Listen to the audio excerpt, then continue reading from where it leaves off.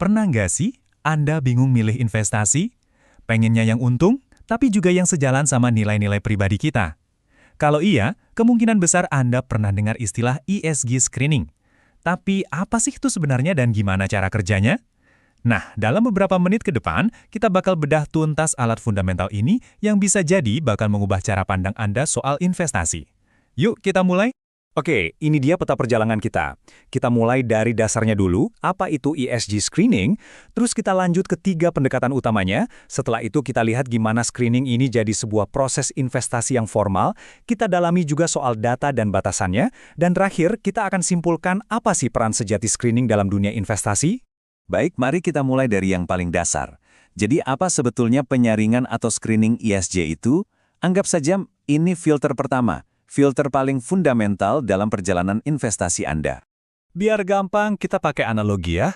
Bayangin aja screening ESG itu kayak pemeriksaan keamanan di bandara. Petugas keamanan kan nggak nentuin Anda mau liburan kemana, tapi mereka yang menentuin siapa yang boleh naik ke pesawat. Nah, screening ESG juga gitu. Dia membagi dunia investasi jadi 2. Mana yang boleh masuk portofolio kita, mana yang enggak, berdasarkan kriteria ESG yang udah kita tentuin di awal. Nah, ini poin yang krusial banget, apa yang kita saring. Soalnya beda loh, kalau kita menyaring satu perusahaan, itu ibaratnya kita ngecek rekam jejak satu orang, datanya spesifik. Tapi kalau yang kita saring itu reksadana atau ETF, kita harus intip isinya atau look through. Kita harus lihat semua perusahaan yang ada di dalam keranjang itu. Ingat ya, kita nggak cuma menilai bungkusnya, tapi semua isinya. Oke, sekarang kita tahu apa itu screening. Terus, gimana cara melakukannya? Ada 3 metode utama yang bisa kita pakai. Anggap aja ini kayak 3 pengaturan berbeda di alat yang sama. Dan semuanya ini diakui secara global. Coba kita bedah tabel ini bareng-bareng. Pertama, negative screening. Ini yang paling klasik. Intinya kita bikin daftar hindari. Kita bilang, pokoknya saya nggak mau investasi di perusahaan tembakau atau senjata. Simple. Kebalikannya adalah positive screening. Di sini kita justru nyari sang juara, yang best in class, yang performanya paling oke di industrinya. Terakhir, ada norms-based screening. Ini kayak wasitnya. Ada standar perilaku global minimum, misalnya dari UN Global Compact. Kalau Anda melanggar, ya langsung, Anda keluar dari daftar. Dan yang paling penting, ketiganya ini bisa digabungin loh buat bikin strategi yang lebih kuat. Tapi ingat, menerapkan screening ini bukan sekedar bikin daftar checklist. Biar beneran efektif, screening harus jadi bagian dari proses investasi yang formal dan terstruktur di sebuah perusahaan. Terus gimana caranya? Ada 6 langkah kunci. 1. Semua berawal dari klien. Prioritas mereka apa? 2. Transparansi itu wajib. Kriterianya harus jelas dan dipublikasikan, biarnya ada yang namanya greenwashing. 3. Harus ada pengawasan internal. 4. Proses screening ini harus diintegrasikan ke proses investasi yang sudah ada. 5. Selalu cek dampaknya ke kinerja portofolio. Dan 6. Monitor dan audit secara rutin. Ini menegaskan satu hal penting. Screening yang bagus itu adalah kemampuan sebuah organisasi, bukan cuma alat yang dipakai satu analis. Karena screening ini harus konsisten dan bisa diterapkan dalam skala besar, pendekatannya hampir selalu kuantitatif.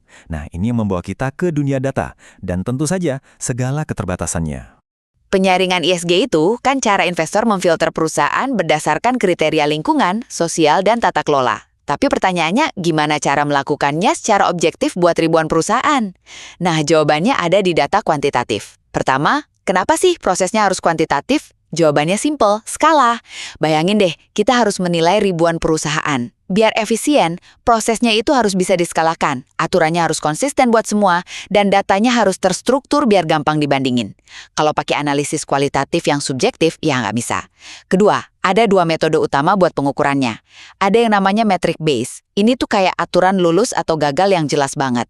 Contohnya, emisi karbon perusahaan harus di bawah batas tertentu. Lewat dikit ya udah otomatis gagal.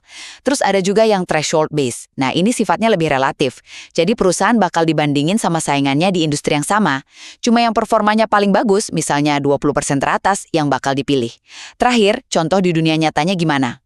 Salah satu yang paling terkenal itu Morningstar Sustainability Rating. Nah, rating ini tuh bukan dibuat asal-asalan loh. Di baliknya ada metrik resiko ESG yang super detail dari perusahaan riset namanya Sustainalytics. Ini bukti nyata gimana data yang rumit diolah jadi skor sederhana buat bantu investor ambil keputusan. Intinya, penyaringan ESG itu mengandalkan data kuantitatif untuk mengubah prinsip-prinsip yang kompleks jadi aturan investasi yang jelas, terukur, dan bisa diterapkan secara luas. Waktu kita milih investasi berkelanjutan, cara kita menyaring perusahaannya Entah itu pakai standar yang kaku atau dibandingin sama pesaingnya, itu ngaruh banget ke diversifikasi dan risiko portofolio lo. Oke, yang pertama, ada penyaringan berbasis absolut. Ini tuh kayak pasang standar lulus atau gagal yang super kaku. Misalnya aja, kita bikin aturan nggak mau investasi di perusahaan manapun yang emisi karbonnya lewat batas tertentu. Nggak peduli industrinya apa, implikasinya apa. Ya, seluruh sektor yang padat karbon, kayak energi atau tambang, bisa langsung tersingkir. Akibatnya, diversifikasi portofolio bisa anjlok dan risikonya malah jadi naik. Nah, terus yang kedua, ada penyaringan berbasis relatif buat jaga diversifikasi. Ini yang sering disebut pendekatan terbaik di kelasnya atau best in class.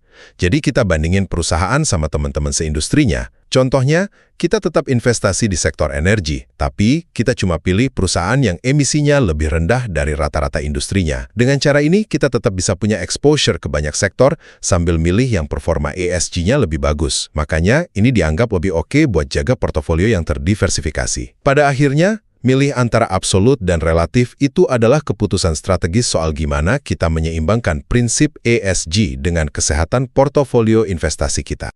Tapi, pertanyaannya, gimana kalau data itu nggak menceritakan semuanya? Nah, disinilah kita harus sedikit realistis. Data itu punya batasan. Pertama, sifatnya reduktif. Isu ESG yang super kompleks disederhanain jadi satu angka doang.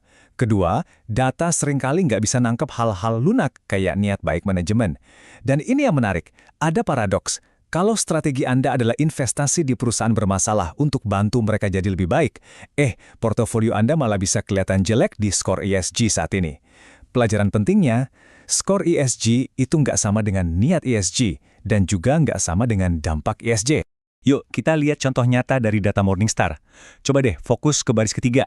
Ada Artisan Global Discovery. Lihat kolom return 1 tahunnya, 42,9%. Keren banget kan? Nah, sekarang coba geser pandangan Anda ke kolom paling kanan, di Sustainability Rating. Jawabannya, di bawah rata-rata.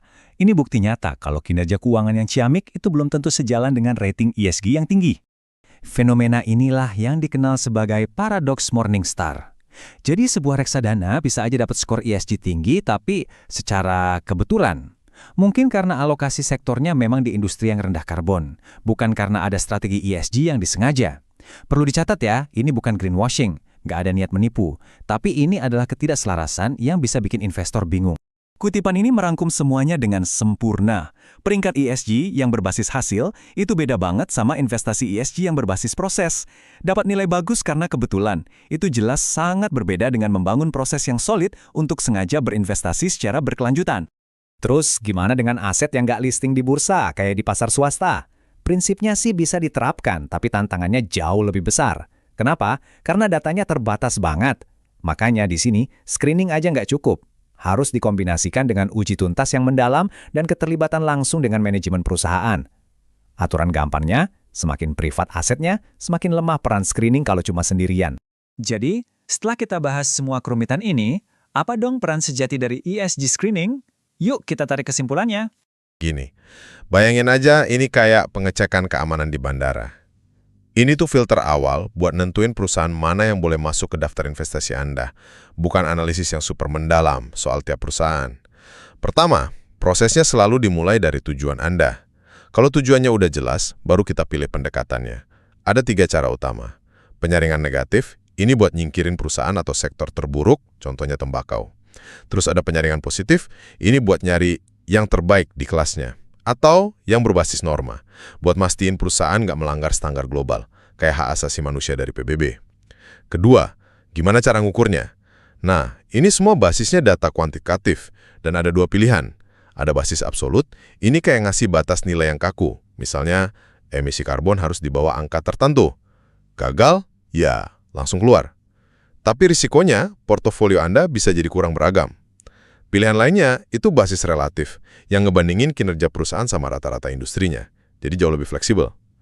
Terakhir, dan ini yang paling penting, penyaringan ESG itu cuma titik awal, bukan segalanya. Metode ini sengaja dibuat reduktif, artinya isu-isu rumit disederhanain jadi sebuah skor.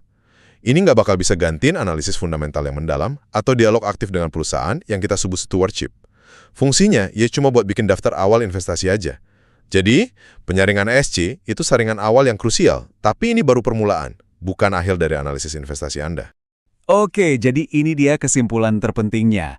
ESG screening itu adalah filter awal berbasis data. Dia sangat berguna untuk menjaga reputasi dan memastikan kebijakan investasi kita sejalan. Tapi, dia nggak cukup kuat untuk menilai kualitas investasi jangka panjang kalau berdiri sendiri. Jadi, screening adalah titik awal yang penting, tapi bukan tujuan akhir dari perjalanan investasi berkelanjutan. Terima kasih sudah menyimak. Kalau ada pertanyaan, langsung aja tulis di kolom komentar ya. Sampai jumpa!